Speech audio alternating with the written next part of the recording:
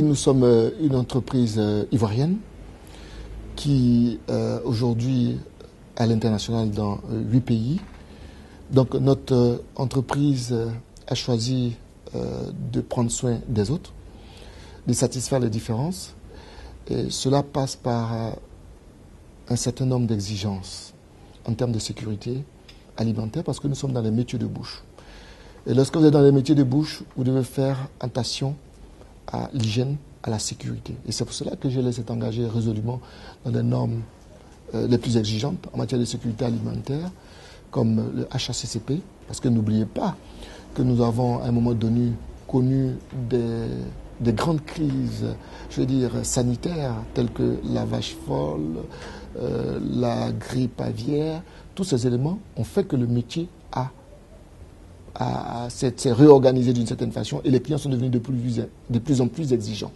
Donc GLS s'est mis dans une démarche de qualité, certifiée ISO 9001, version 2008, plusieurs fois, 4 fois lauréat du prix ivoirien de la qualité, en tant que meilleure entreprise ivoirienne en matière de qualité, meilleure entreprise en 2009, certifiée ISO 9000 pour toute la Côte d'Ivoire. Donc nous sommes dans un métier, dans un domaine très exigeant parce que touche à l'homme justement. Et tout ce qui touche à l'homme, nous devons y faire attention. Donc notre entreprise essaie de déployer ce savoir-faire un peu partout dans le monde, prendre soin des travailleurs sur les plateformes, prendre soin des travailleurs sur le lieu de travail, prendre soin du malade quand il est sur son lit d'hôpital. C'est des services que nous entendons développer. Et nous disons que l'entreprise fait son bonhomme de chemin et elle a beaucoup de marge. Et je dois dire que c'est la plus belle entreprise exportatrice ivoirienne.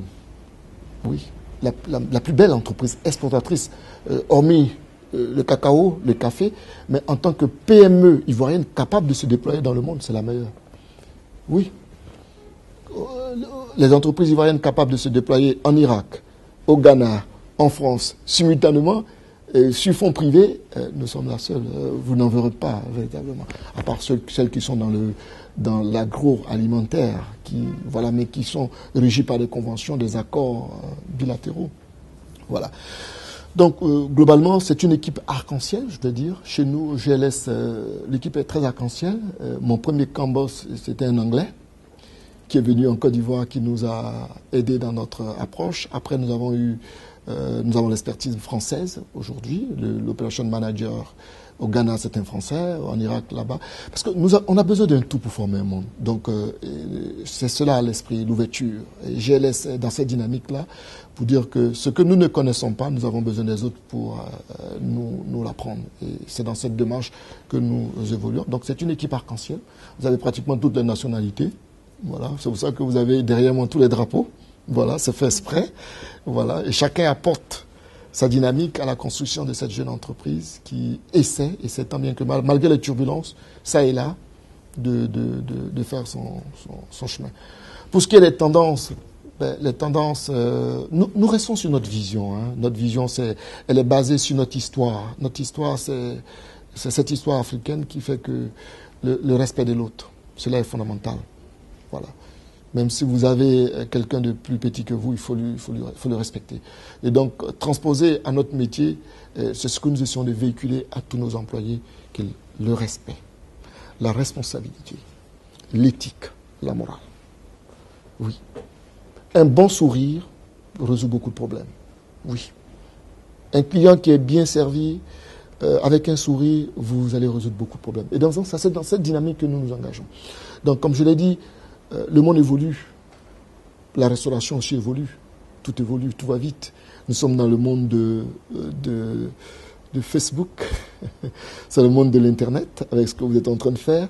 Donc, il est clair que nous ne pouvons pas rester dans... c'est vrai qu'il faut conserver la tradition culinaire, parce qu'il ne faut pas dénaturer le produit à la base.